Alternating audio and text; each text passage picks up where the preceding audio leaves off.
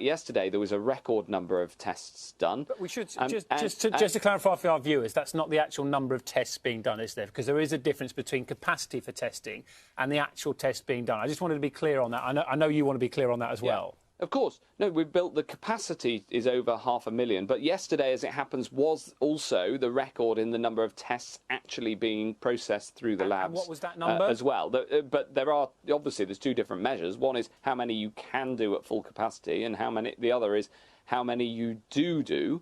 Both are important, obviously. You've given us one figure. Can you give us the other one, then? Yes, there were 519,951 was the level of capacity, and the number of tests done yesterday was 379,900. Can I ask you for one more figure as well? Do you know how many people were tested? Well, we measure the number of tests done, because it doesn't matter if you're doing a test on somebody who's had a test several months ago, then it doesn't matter. What matters is the number of tests that are done. But people can have more than one test, can't they? That's the issue, and the sort of discrepancy in the figures between capacity, between number of tests done, and actually the number of people who've been tested. Yes, and that data is published. It's just I don't have it in my head, because what matters is the capacity and the number of tests done.